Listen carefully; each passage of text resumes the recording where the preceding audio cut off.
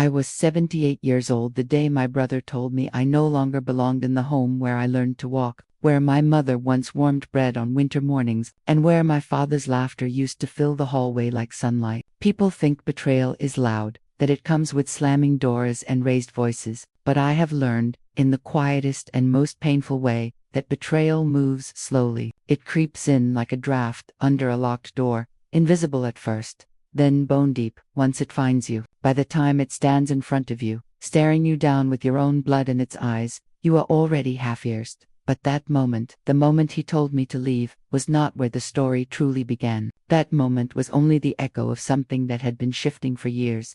Long before I realized home and family can become two different things, thought my mother had already passed long before the storm settled over us. Losing her was the first quiet breaking, the kind of wound that bleeds inward. After she was gone, the house changed shape in ways you cannot measure with walls. Some rooms went dim, not because the lights were off, but because her presence no longer breathed inside them. I missed things no one else noticed: the soft clink of her teacup at dawn, the warm rustle of her shawl, the way she used to touch the walls when she walked, like she was blessing the house with every step. It wasn't long after she died that my father leaned on me more. I never asked him to. He simply drifted toward the person who stayed, the one who chose presence over performance. Samir, my brother, had always been different. Older than me by nearly a decade, he carried ambition the way some men carry armor. If you watched him in a room full of people, you could tell he was always looking past whoever he was speaking to, as if searching for a better audience. But when my mother died, the distance widened. He stopped lingering at the house unless it served him. He arrived only when people would notice he had arrived. My father, though frail in his hands, was sharper than most men half his age in the mind. He started keeping certain things closer: documents, keys, account ledgers, anything that could be twisted or misused. And sometimes, in the late afternoon when the pain in his joints grew stubborn, he would sit beside me in the study and speak in the gentle, unfinished sentences of a man preparing someone without alarming them. "People change when they feel ownership," he said once, not looking at me but out toward the fields behind the veranda. "Some fight to protect, others fight to control." I didn't fully understand what he meant. Not then. I just knew he had begun watching Samir, the way a captain watches the horizon during a storm, not afraid yet, but alert. Still, he never spoke against my brother directly. He wasn't the kind of man who exposed the wound before it opened. Instead, he believed in preparing me quietly, piece by piece, like a locksmith training someone to hold the final key after he is gone. Every so often, he would include me in matters of the estate, not as a spectator, as a witness. I remember one afternoon more clearly than any other. He had asked me to bring him a small metal tin from his writing desk. I set it on the table before him, and he opened it with slow, deliberate care. Inside were 2 folded documents and a single brass key on a worn leather string. He didn't hand them to me, he just rested his palm over them. "You don't need to carry these now," he said. "You just need to know who will." He said it softly, but I felt the weight of it. It was trust and burden, sewn into one. Samir visited that evening. He walked in with the noise of someone who wanted attention before he gave a greeting, tapping his keys loudly against the table, announcing his presence before he had the patience to check on our father. He brought business talk and impatience with him, as usual. He spoke to father like a man managing an asset, not visiting a parent. I watched quietly, but father watched differently. Not as a parent, as a man evaluating a future he didn't fully trust. After dinner that night, I lingered in the hallway long enough to hear my brother ask, "So, about the property titles," with the same tone someone might use when ordering paperwork, not inquiring about legacy. That was the first moment I felt the future shiver. My father never confronted him. He believed exposing greed too early only teaches it to hide more cleverly.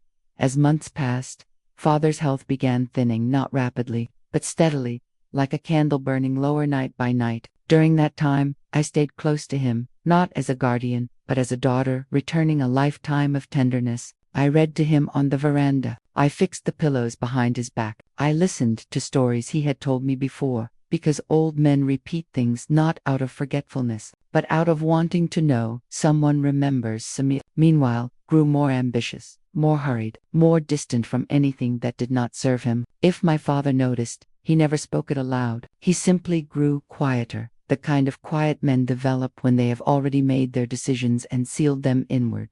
The final conversation I had with him before everything changed still rings in my memory. He was sitting near the window, his fingers tracing the wooden armrest of the chair. "You have a gentle heart," he told me, "and people mistake gentleness for weakness. But legacy is not about who shouts the loudest, it is about who remembers the longest." He looked at me then, and I suddenly understood. He wasn't preparing me to inherit property. He was preparing me to inherit intent. Not wealth, trust. Not ownership, guardianship. I still didn't know how deeply Samir resented that. Not until after father was gone. It happened quietly, as most endings do. One night he slept with soft breaths, and by morning he was a body without voice. I didn't collapse the way one expects a daughter to collapse. I simply folded inward, like a banner being lowered at dusk. Grief that deep doesn't wail, it sinks. We buried him beside my mother, just as he had asked. People came with condolences and flowers, but Samir came with a calculation. I saw it in his posture, not grieving a father, just measuring an opening. The house didn't feel like a home after that. It felt like a decision waiting to fall. For weeks, I sensed something shifting behind conversations I wasn't invited into. Papers whispering in corners, phone calls ending when I entered a room, a tone in my brother's voice that had lost its last trace of softness. One morning, I walked into the front parlor and found Samir standing near the cabinet where father kept his personal files, the ones he had always kept locked. His hand was on the drawer. His face stiffened when he saw me watching. He didn't say anything, but I saw it. A man wasn't looking for memories. He was looking for ownership, and that is when I knew the house would soon become a battlefield. I should have noticed the shift the very moment. He stopped calling me sis and started saying my name like it was a title I no longer qualified for. It wasn't loud or dramatic, just a quiet subtraction of warmth, the kind people don't hear unless they're the one losing it. He asked me to meet him in Dad's study that morning, and the way he said it, I felt more like a tenant being summoned by the landlord than a daughter returning to the home her father built with his own hands. When I walked in, he was already seated behind Dad's old desk, fingers steepled together the way Dad used to sit when he was making business decisions, but there was no steadiness in him, only ownership. He didn't even look up when I entered, just let the silence stretch until I felt like I had intruded. Maybe that was the point. "I want to go over a few things regarding the property," he finally said, voice smooth, businesslike, impersonal. Not a greeting, not a welcome. I noticed that I stayed standing. Something in me knew I shouldn't sit across from him, not if I wanted to keep even a shred of equal footing. "Property," I repeated gently. "This is still our father's home. Nothing has been divided yet." That was when he finally looked up at me, and the look in his eyes told me everything I didn't want to believe. This wasn't grief twisting. This was a calculation. A decision already made, simply waiting for my compliance. "I've been handling everything," he said, leaning back like he owned the chair, the desk, the walls, the finances, the meetings, the upkeep, all of it. "You wouldn't understand the load I've taken on while you were." He paused, and I watched him search for a word that would make me small. Being sentimental. There it was, the edge, the dismissal. "I was caring for him," I said quietly. "That wasn't sentiment. That was his final season of life. Someone had to. Someone had to." He gave a short, humorless laugh. "You mean you had to, because you had the free time, because you don't carry any real responsibility." That cut deeper than if he had screamed at me. He wasn't just diminishing my caretaking, he was reframing it as laziness, as if love doesn't count unless it generates profit. "You think I had free time," I echoed softly, "but I had commitment. There's a difference." He waved a hand like I was a clerk interrupting his paperwork. "Let's not dramatize this. Dad's gone. The estate has to be managed by someone competent. I've already started streamlining the legal structure, which frankly would be impossible for you to navigate." That was when I realized, in his mind, everything was already his. I was background noise, an inconvenience, a personal relic left behind by a father who was no longer here to protect me. "Streamlining," I said slowly, "sounds a lot like rearranging ownership." He didn't deny it. He smirked. "I've earned this," he said. "I built my life, my career. I kept the family name relevant. You," he paused again, because he liked the part where he got to define me. "You stayed tethered to the past, a professional daughter, a sentimental bystander. Dad may have liked having you near him, but I'm the one carrying the legacy." Legacy. that word. He used it like it was a trophy he'd claimed by default. You didn't build a legacy, I said gently. You inherited a foundation someone else already laid. There's a difference there too. His jaw tightened. He didn't like being reminded of beginnings, because beginnings require humility, and humility was something he discarded the moment he smelled power. He stood up then, slowly, intentionally, the way a person rises to fill a room and push you out of it without ever touching you. You're not staying here, he said. No hesitation, no soft turn of phrase, just a verdict. Something inside me tilted, a slow, hollow ache spreading through my ribs. You're turning me out of our father's home. He didn't flinch. He looked past me, as if the conversation was already over, like my heartbreak was merely background static. You can collect your things this week. After that, I'll have the locks changed. It's nothing personal, this is just what has to happen when real decisions need real leadership. I felt my fingers tremble slightly, not from fear, from disbelief how easily people rewrite history once the witness is gone. So Dad's trust meant nothing, I said quietly. He gave a scoff. Dad trusted you because you were available, not because you were capable. That stung in a way I can't fully describe, not because I believed it, but because I realized he did. He truly thought love was convenient, that loyalty was a byproduct of lack of ambition, that nearness was weakness. He didn't see that I stayed because I chose to, because some things in life are sacred, and a father's last breath shouldn't be watched by strangers. He thought sacrifice was measured in money. I knew it was measured in presence. I see, I said softly, because there was nothing left to defend. He wasn't attacking my role, he was erasing my worth. He straightened his sleeves like a man finalizing a verdict. Good, I'm glad you understand. I'll have the attorney draw up a transitional occupancy notice. An attorney. The word landed like a quiet blade. So this wasn't a conversation, it was a notification. He had been planning this. And you believe, I asked softly, that Dad intended for you to take everything? He hesitated only a second because arrogance always thinks it's unchallengeable. I believe Dad would have wanted the estate in capable hands, he said, meaning mine. You had your moment. It's time to step aside. There it was, step aside. The euphemism replacement for you is being erased. The polite translation of exile. I looked around the study, Dad's books, his chair, the map he hand drew of the early development plans for the property, the brass lamp he repaired himself after the wiring failed. The room still smelled faintly like cedar and aftershave. How could a space still feel like someone belonged here? Except now, apparently, not me. You think I stayed because I had nothing else, I said quietly. But you never understood. Dad didn't keep me here. I stayed because he wanted someone beside him who loved him, not someone managing him. His expression flickered just for a second, but pride smothered it before truth had a chance to breathe. You're confusing care with contribution, he said. And courts don't measure emotions. That was when I knew he wasn't worried about fairness. He was confident in paperwork. He believed he had already won. But what he didn't know, what he couldn't know, was that Dad didn't put his final trust in signatures. He put it somewhere no lawyer of my brother's could reach, somewhere he would never think to look. He thought I stood before him empty-handed. If only he knew what I knew.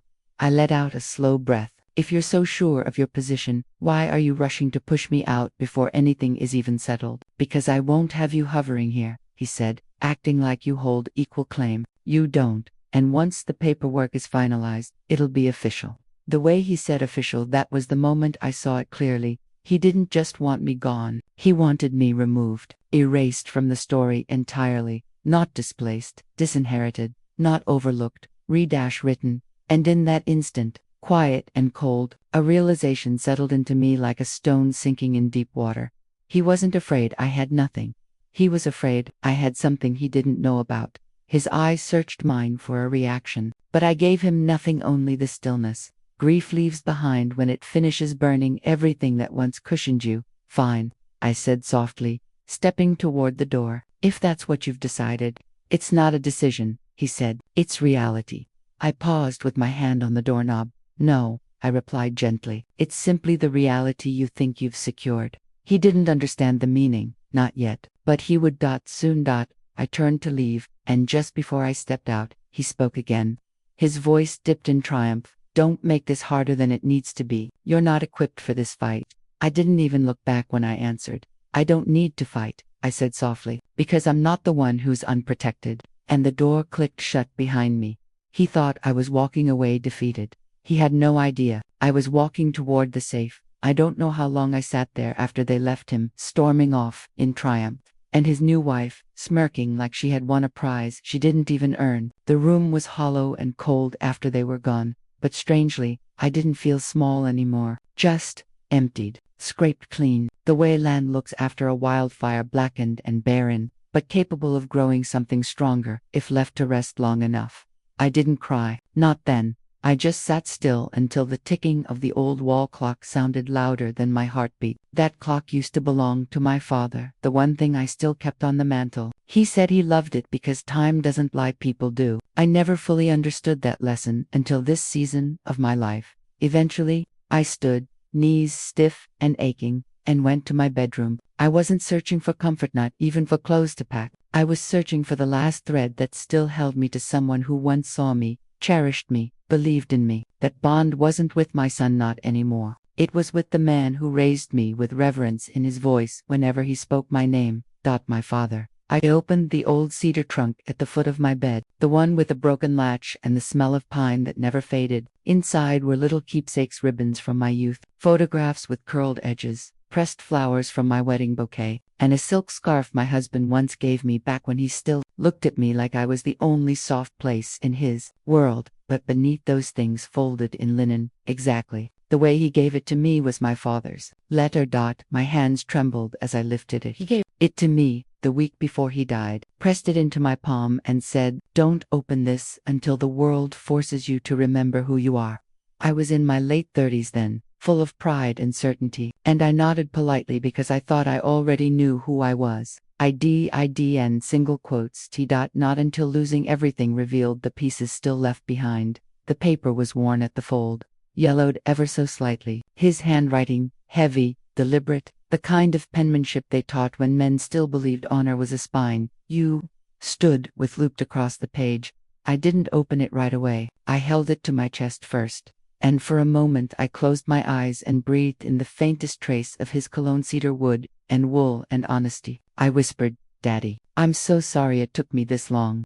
When I finally unfolded it, my eyes blurred before I even reached the first sentence. "Not my girl. If you are reading this, someone has wounded you in a way that made you question your worth. You were not born to live small. Don't let anyone shrink you to fit a space beneath them." I covered my mouth. It wasn't dramatic. It wasn't even desperate. It was just relief, the kind that breaks you softly, like a river thawing after winter.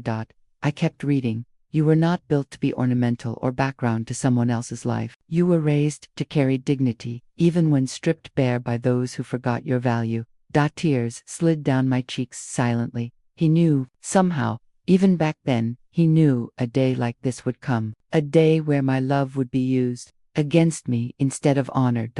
When those closest to you become the ones who cast you out, remember they are acting from emptiness. Your strength will remind them what they lack, and small souls punish what they envy. My breathing came shallow and uneven. I was no longer sitting on my bed. I was sitting in memory, sitting beside his hospital bed that last week when he squeezed my hand, still warm, still sure, and said, "You're my legacy, not my estate."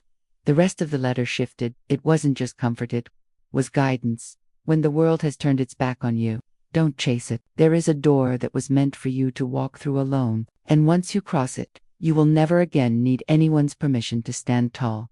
I set the letter gently in my lap and let myself cry, not with self-pity, but with a kind of release I had held in years of exhaustion, disappointment, and loneliness masked as patience. On that bed, holding my father's words, I let them finally spill. I wasn't broken, I was worn down.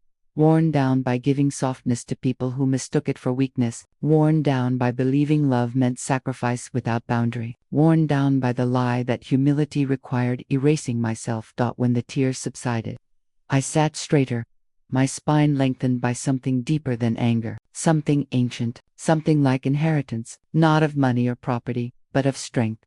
I refolded the letter, but I did not put it away.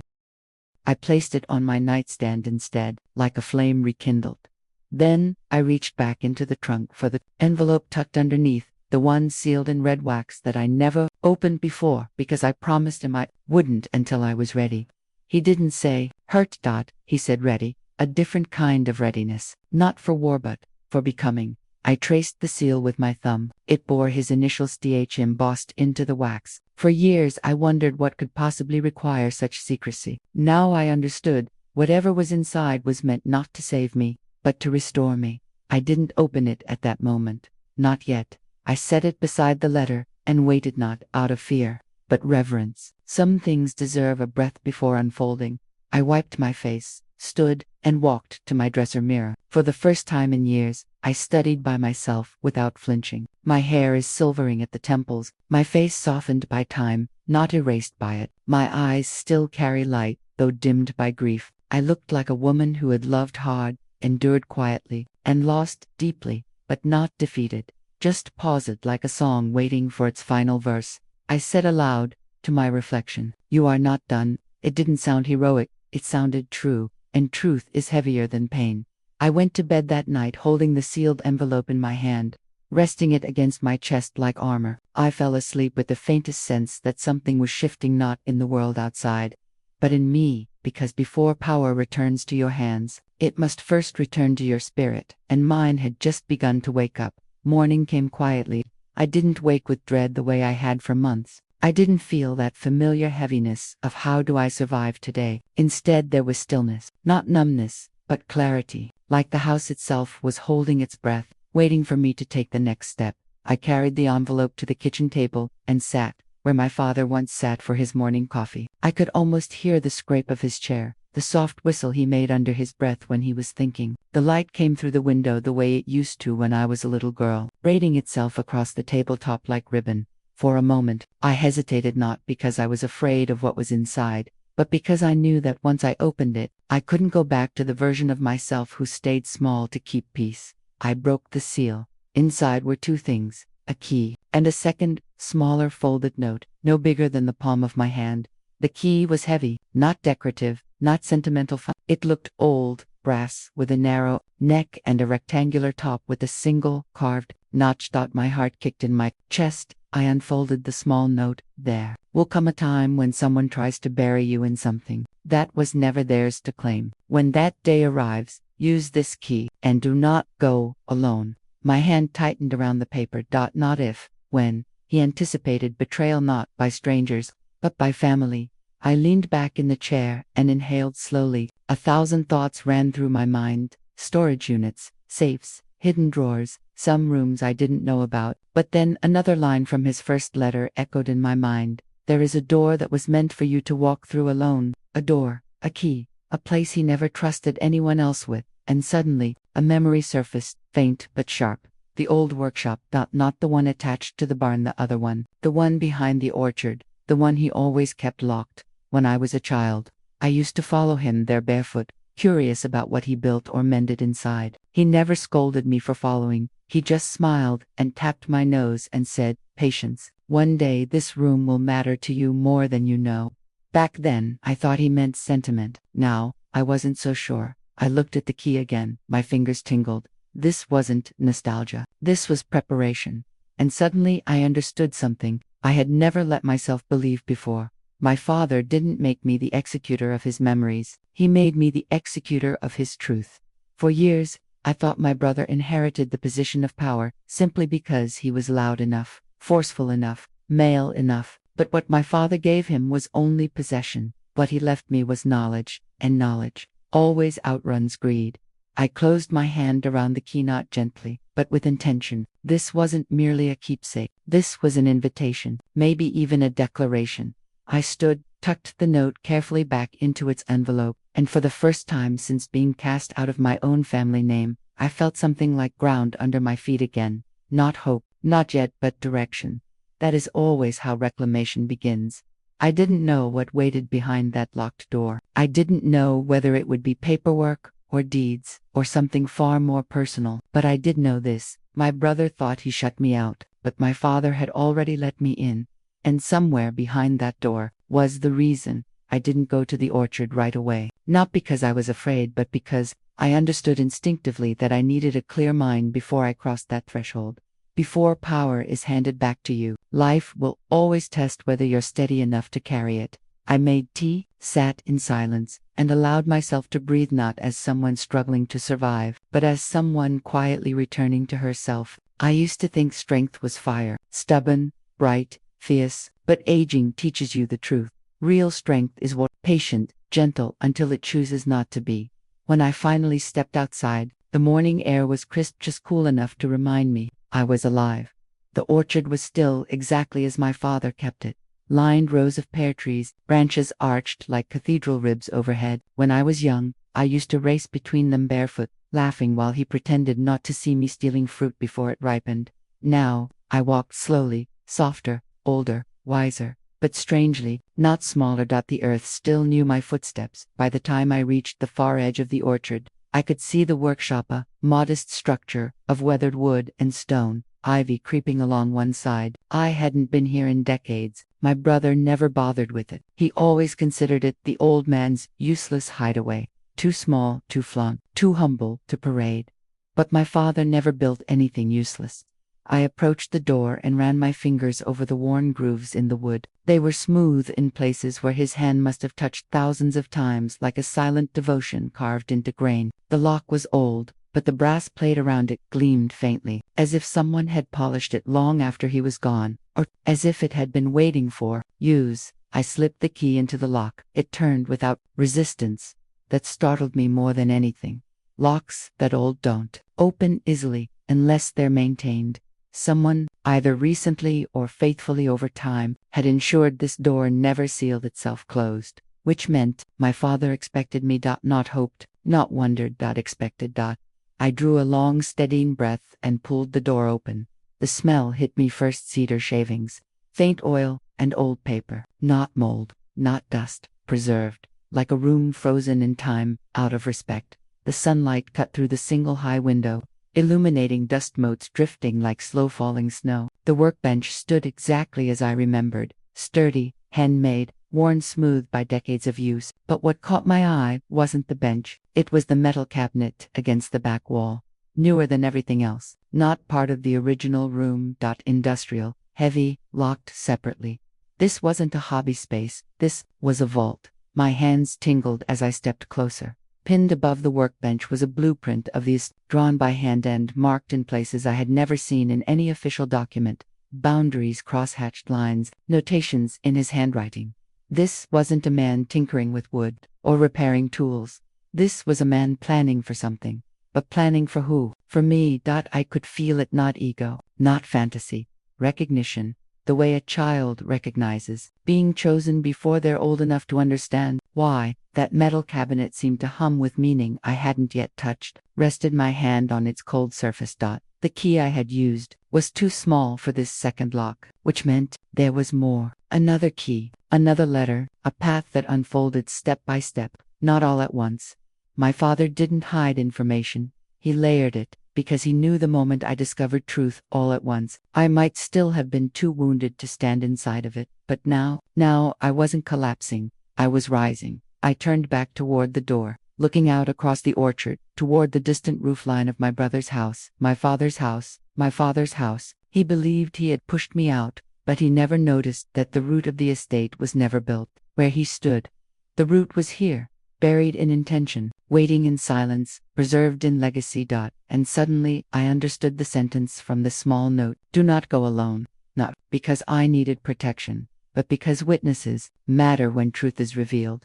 This was no sentimental inheritance. This was evidence. Foundation. Proof. And whatever sat inside that locked cabinet could take everything he stole and put it right back where it belonged. Not out of revenge, but out of order. My father hadn't left me something to fight with. He left me something to stand on. And standing is the first act of reclaiming power. I haven't opened the metal cabinet yet. Something in me knew it wasn't time. Not before I understood why my father hid things in layers instead of all at once. He wasn't a secretive man by nature. He was thorough, careful, the kind of man who didn't build safety nets, he built foundations. I took another slow look around the room. Everything here was intentional. The workbench, the blueprint, the untouched precision, the care. Even after death, my brother inherited possession, but I inherited preparation. And preparation outruns entitlement every time. I walked to the workbench and ran my hand along its edge, remembering how small my palms once looked pressed against it while watching him carve wood, mend engines, and oil hinges. He always told me, what you build with your hands can be taken, what you build in your name cannot. At the time, I thought he meant reputation. Now I realized he meant a claim. True estate is not dirt and walls, it's authority. On the corner of the workbench sat a small wooden box I hadn't noticed before, plain, smooth, no ornament, just like him, not locked, only closed by a brass clasp. My breath caught. I lifted the lid. Inside was a key, not brass like the first one, steel, sturdier, newer. Beside it, folded with careful precision, was another note written in his unmistakable hand. My chest tightened before I even opened it. If you have come this far, it means they tried to erase you, not hurt you, not excluding you, erased you. He had seen this future long before I even believed such a betrayal could come from blood. I kept reading. Do not let them convince you that you were ever the lesser heir. You were never meant to inherit the house. You were meant to inherit the truth about it. My breath stilled. The truth about it, not the structure, not the land, not the estate, the truth about it. Whatever was hidden in that steel cabinet wasn't sentimental, it was structural, foundational, legal, powerful. There was still more. This key opens what the world never saw, because I never trusted the world to keep it safe. When you unlock it, you will understand why they were never worthy of it. Worthy, not entitled, not eligible, worthy. In that moment I felt something I hadn't felt in years, not anger, not pain. Alignment. The feeling of finally standing in the place I was always supposed to stand. The last line of the note read, and when you open it, do not stand alone, have a witness. A witness, not a lawyer, not a friend, not protection. A witness. Because truth, when revealed correctly, does not need to fight, it only needs to be seen. I closed the note slowly and looked back at the cabinet, waiting, heavy with purpose. For the first time since being thrown out, I didn't feel powerless. My brother thought I had nothing left, but he forgot. The strongest inheritance is not given after death, it is planted before it. That cabinet wasn't holding my father's secret, it was holding my position, and once I opened it, I knew there would be no going back to living small, just to be tolerated. This wasn't the moment of revenge, this was the moment of re-entry, not by permission, but by right. I didn't walk back from the orchard with my head down the way I had left it days ago. My steps were slow, but not heavy, careful, but not timid. I wasn't rushing toward anything. I was returning to myself by the time I reached the house. I already knew what the next step would be. My father's note said, do not go alone. Not for safety, but for validation. A witness means this happened. And I am not invisible while it does, but my brother made sure I left with no audience. My father intended that I would return with one. I didn't need a crowd. I only needed someone who still saw me. My first thought wasn't a lawyer. It was George, our longtime groundskeeper, or rather, my father's groundskeeper, because my brother never once treated him as anything but disposable labor. But George had been here longer than most of our relatives. He knew this land before it was landscaped, before it was paved, before profit replaced legacy. He knew my father's character, not just his will. He had witnessed the truth before I had to prove it. I found him near the tool shed, coiling a hose with the same easy patience he always carried. When he saw me, he took off his hat respectfully, the way he used to when I was young. Morning, miss, he said gently. Not ma'am, not Mrs. Miss, like I had never lost my standing in this family. My voice almost failed me, not from weakness, but from being recognized. George, I said softly, I need you soon, not as help, but as witness. His brows lifted slightly, and something like understanding flickered across his eyes. The kind of understanding that doesn't need words. He just nodded once, and said, tell me when. Not why, not witness to what, just when. Because loyalty does not interrogate purpose, loyalty stands beside it. I inhaled slowly. Tomorrow morning. Another nod, slow, steady, certain. Turned to walk back toward my small guest cottage, the very place they stuck me like a discarded obligation. But I didn't walk with the shame I once carried through that path. Shame belongs to the one who betrays, not the one who survives. Inside, I set both keys side by side on the table, the brass one and the steel one, next to my father's letter. 3 items, 3 truths: the past, the preparation, and the unlocking. I sat down and let the moments settle. The realization that I was no longer bracing for loss. I was preparing to return. Not as a visitor, not as an afterthought, not as someone permitted to belong, but as someone whose belonging was never up for negotiation. Looked at the broth key, the one that opened the door to memory. Then the steel one, the one that would open the door to truth. Tomorrow would not just be about discovering what was hidden. Tomorrow would be the moment my father's voice speaks louder than my brother's, and once truth steps into daylight, nothing, not greed, not revision, not arrogance, can push it back into the dark. This chapter of my life was no longer about recovery. It was about restoration. Not of property, but of place. Because a person is not truly cast out until they no longer know where they stand. And as I sat there with those keys before me, I finally knew, tomorrow, I would stand home. I always believed heartbreak had a sound, the slow cracking of trust you can feel even before it shatters. But I learned that betrayal has a sound too. It's quieter. It slips through a half-open door when no one thinks you're listening. It was a Tuesday afternoon when it happened, ordinary in every way except for what it took from me. I had gone to my brother's house to drop off an old family photo album I found while sorting through Dad's study. I wasn't invited. I was tolerated. That was the new arrangement, and I accepted it in silence. He wasn't in the front room, so I walked a little farther inside, toward the hallway that leads to his office. That's when I heard his voice, low, irritated, clipped. Not angry because he was hurt, angry because I still existed. "She's like a weed," he muttered. "No matter what I do, she keeps coming back." I stopped breathing. There was a pause. Then another voice, his attorney, calculated. "Are you certain she doesn't know about the secondary transfer? If she contests the will at any point, discovery could expose the asset shift." My knees nearly buckled. Secondary transfer, asset shift. I didn't fully understand, not yet, but I understood enough. They had moved something that was supposed to be part of the estate, something Dad never intended to be touched, and they were afraid I would find out. My pulse was pounding so hard in my ears that I almost missed the next part. "She won't contest anything," my brother scoffed. "She doesn't have a lawyer. She barely has the energy to fight. And once the property deed is finalized, she'll have nothing to stand on. Nothing." Property deed? A cold, heavy stillness settled inside me.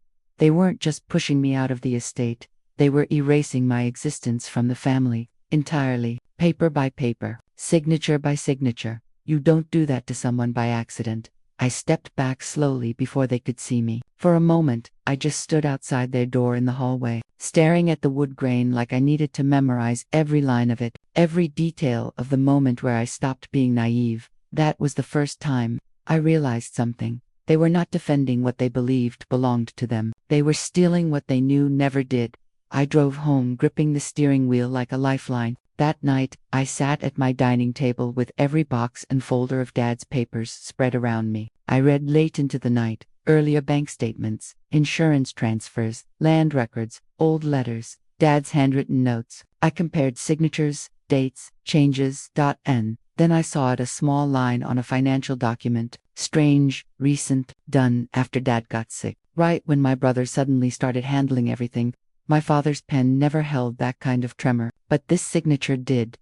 That wasn't an illness, that was a forgery. My hands trembled, not from fear, but awakening. All this time, I thought my silence was dignity. But to them, it was permission. They mistook my grief for weakness. They mistook my peace for surrender. And they forgot something. Quiet people are not blind people. I sat there, staring at that signature, hearing my brother's words replay behind my ribs. "She have nothing, nothing." And something inside me finally shifted. My brother thought he had buried every truth deep enough that I would never find it. But he didn't know what I had found in Dad's safe. He didn't know what I had not told him. He didn't know that my father, long before the illness, had already prepared for betrayal. And he certainly didn't know that the document in my possession didn't just prove my inheritance, it gave me legal standing to uncover all of his fraud. And suddenly, I wasn't powerless anymore. The storm he thought he had trapped me under was about to turn. But I couldn't reveal anything yet, not a flicker, not a word. If he knew I was onto him, he would bury everything deeper, shred what remained, close every door before I reached it. No, I had to move carefully, quietly, the same way he underestimated me. And that was the moment, right there, in the late hush of my dining room, that I made a promise to myself. I would not fight like the wounded daughter he believed I was. I would fight like the woman my father raised me to be, the one he trusted, not my brother. And before this was over, my brother would finally understand the difference. I didn't sleep that night, not because I was overwhelmed, but because, for the first time since my father died, I felt awake, completely, painfully awake. The next morning, I didn't cry, I didn't tremble, I didn't hesitate. I made tea, sat at the same kitchen table, and began sorting every document into categories: dates, property, medical, estate, power of attorney, postalness changes. I created a paper trail the way a detective builds a timeline. Because in a way, that's what I had become. Not a grieving sister, a witness. Every time my hands brushed Dad's handwriting, I heard his voice in memory, slow, steady, never rushed. If a person can lie to steal from you, they already lied about how much they love you. Back then, I didn't know why he said it. Now I did. By afternoon, I found something else, a statement of assets from a trust account I had never been told existed. It had my father's name on it, and mine, not my brother's. The account was untouched since before his illness. That was when I understood the full picture. My brother wasn't angry because he believed he deserved the inheritance. He was angry because somewhere inside him, he already knew he didn't. Stealing wasn't greed. Stealing was fear. Fear of exposure. Fear of being seen for what he was. Fear that Dad never trusted him the way he pretended. The next Sunday, they held another estate discussion at his house. I wasn't invited this time. I was excluded deliberately, as though erasing me from the table could erase me from blood. But I drove there anyway, not to attend, but to observe. I parked down the street and waited. I watched cars pull up: his attorney, his wife, even a banker I recognized from Dad's earlier paperwork. This wasn't a discussion. This was closure. My closure. In their minds, they thought they were sealing my fate. I sat quietly in my car, hands folded in my lap, and let them believe it because they didn't know. I had already found the one document they could never shred. Dad's original estate letter, handwritten, notarized, dated long before his final illness. The one he kept in his safe, the one my brother didn't know existed. The one where he explicitly named me as the primary heir, because in his own words, she is the only one who has never asked for anything, and therefore is the only one I trust with everything. That wasn't just inheritance. That was the intention. Legal weight. And history. They were in that house planning how to bury me, but I was sitting there, with the very proof that could bury their scheme. Instead, it was almost poetic. For a moment, I laughed, not loudly, not bitterly, just softly, like someone finally seeing the punchline after a long, cruel joke. All this time, he treated me as the weakest link in the family. He forgot I was the hinge, the last person Dad trusted with the truth. I sat there until dusk, watching through the windshield as the lights in his house dimmed, one by one. I wasn't angry anymore. Anger is loud, and I had become something quieter. I had become inevitable. By the time I started my car and drove home again, I had made a final, silent decision. I would not confront him emotionally. I would not beg for fairness. I would not argue for a seat at the table. No, I would pull the whole table out from under him, and he would never see it coming, because he still believed I was grieving. He still thought I was licking my wounds, not gathering proof. He still thought I was alone. He still believed I was small. Let him believe it. Let him keep thinking I am powerless, so that when I stand up I don't just surprise him, I overturned him. The turning point didn't feel like thunder or fury. It felt like stillness, a deep, steady calm I hadn't felt in years. That's how I knew I was done being the wounded one. The next morning, I did something none of them expected. I disappeared. Not physically. I still went about my days. I still greeted people politely, still bought groceries, still attended the occasional church potluck so nobody would think anything had changed. But emotionally, strategically, I slipped underground. I stopped reacting. I stopped defending myself. I stopped trying to be included, because inclusion had never been kindness. It was surveillance. Now, I was on my own side. I began with the smallest but most important question. Who benefits from my silence? The answer was obvious. My brother. So silence was no longer a wound, it was leverage. I made my first quiet move by contacting a retired probate attorney, a woman my father once trusted. I didn't tell her the whole story, only that I had found irregularities in estate filings and needed guidance. I didn't mention my brother's name, not yet. She didn't rush me. She listened the way my father used to, patient, steady, evaluating not my pain, but my clarity. When I showed her the letter from Dad's safe, she didn't speak for a long moment. Then she drew in a slow breath and said, "Do you realize what you're holding?" I nodded. Double quotes. "No," she said gently. "I don't think you do. This isn't just evidence, this is my priority intent. If what you're saying about signature discrepancies is true, then we're not talking about a dispute, we're talking about criminal alteration." Criminal. The word sent a shiver down my spine. Not fear, recognition. My brother thought he had taken everything. He didn't know he had crossed into something the law doesn't forgive. The attorney laid out the bigger picture for me, methodical, layer by layer. First, verify authenticity of Dad's original letter. Second, trace asset movement. Third, expose forged revisions. Finally, petition to reopen probate with fraud discovery attached for steps. For doors my brother didn't know were still open. Before I left her office, she looked me in the eyes and said, "If you move forward, this won't just restore your inheritance, it will expose him. Are you prepared for that?" I didn't answer immediately. Not because I doubted myself, but because I wanted to feel the weight of that moment. The moment I shifted from surviving betrayal to answering it. "I'm prepared," I said quietly. "Not for revenge, for truth." She nodded once, the kind of nod that seals decisions. And with that, the line was crossed. That night, I drove home in silence. The world outside my windshield looked the same, cars passing, porch lights glowing, a dog barking somewhere down the street, but I was not the same. I had stepped out of grief and into intention. They thought I was done. They thought I had accepted defeat. They thought they had buried the truth. But they buried it shallow, and I was already digging. As I pulled into my driveway, I saw my reflection in the car window, tired, older, worn from heartbreak. But behind that softness, I saw something else. Resolved. Not loud, not dramatic. Unbreakable. My brother believed he had erased me from my own family. What he didn't know was that I was now holding the one thread that could unravel his entire scheme. And soon, he would learn what happens when a woman who has nothing left to lose suddenly remembers she still holds the key to everything. I stepped out of the car and closed the door gently, not like an ending, but like a beginning. The battle hadn't started yet, but the tide had already turned. The morning I finally walked back into the house that my brother thought he had stolen from me, I felt something I hadn't in months.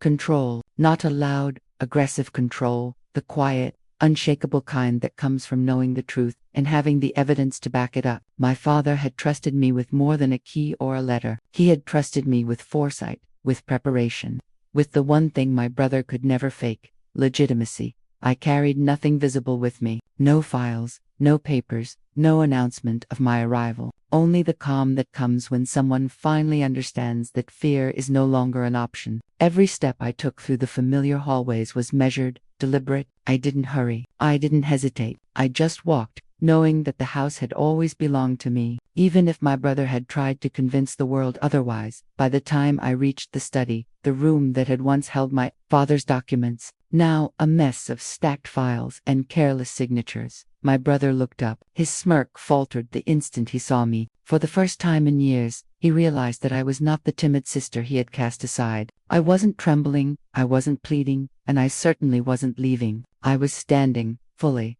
"Don't look so surprised," I said softly, letting the weight of the words settle between us. "You assumed I had nothing. You assumed I couldn't fight. You assumed wrong." He opened his mouth, but no words came out. His arrogance, the same arrogance that had led him to forge signatures, rewrite deeds, and erase my presence, crumbled under the quiet authority I carried. He had underestimated the one person who had never asked for anything, but had been trusted with everything that mattered. I walked directly to the cabinet, the one steel door that held the secrets he had tried so desperately to bury. My fingers traced the cold metal as I inserted the key. The lock clicked, and in that single sound, decades of doubt, betrayal, and humiliation began to dissolve. Inside were the documents I had spent months verifying, the letters, deeds, and financial records that proved beyond question that my father's estate was meant to be mine, fully, legally, irrevocably. I turned to him, holding the documents in my hand. "Everything you thought you stole belongs to me." And you didn't just try to take property, you tried to take dignity. You tried to erase me. But dignity isn't granted, it's inherited, and it's unshakable. I could see panic rising in his eyes, the realization that for once, the game had changed. All the threats, all the schemes, all the manipulations, they didn't matter anymore. Because now the law, backed by truth, was on my side. I placed the documents on the table, methodically arranging them where any observer could see. Every signature, every notarization, every trace of attempted forgery was clear. My brother's bravado faltered further. I didn't scream, I didn't shout, I didn't throw accusations. I let him see the quiet, undeniable proof. That is what true power looks like. Calm, controlled, certain. The attorney, who had guided me through the process, appeared just behind me, my witness, my ally, my reminder that justice isn't about rage, it's about preparation. She gave me a small nod, almost imperceptible, the kind of affirmation that says, "You did this right, and you did it with grace. Everything is in order," she said softly. "You have the full claim, and the documents are legally binding. There's nothing he can contest without implicating himself." I took a slow, deliberate breath and looked at my brother one final time. "You wanted to erase me, but you forgot something crucial. The truth always survives, and the truth never forgets who it belongs to." The moment stretched, silent but heavy. I didn't need to add more. He already understood, not through words, but through the undeniable reality in front of him. For years, he had underestimated me. For years, he had thought power was loud, aggressive, and forceful. But he had forgotten that true authority is patient, precise, and prepared. I gathered the documents and left the study, walking through the house as though reclaiming it one room at a time. Every familiar corner, every memory-laden hallway, every window that caught the sun, just like it had when my father was alive. It all felt right. It all felt mine again. By the time I stepped outside, the day was bright. The wind carried the faint scent of flowers from the garden my father had planted, a reminder that life endures, even after betrayal. I paused on the porch, looking back at the house with a mixture of sadness and triumph. Sadness for what had been lost in human weakness, triumph for what had been gained through patience and integrity. I finally understood the lesson my father had left me. Power and dignity are not about what others give you, but about what you preserve quietly until the right moment. And I had preserved everything that as I turned away, documents safely in hand, I realized that the story wasn't just about property or wealth. It was about respect. It was about justice. It was about reclaiming my rightful place, not through aggression, but through truth and persistence. And as I walked toward the sunlight, leaving behind the shadow of betrayal, I felt the deep, unwavering certainty that this time I was home. If you found hope in my story today, please hit like, subscribe, and turn on the notification bell so we can share more stories of courage, family, and justice together. Share this video with someone who needs to hear that even after betrayal, strength and truth will always prevail.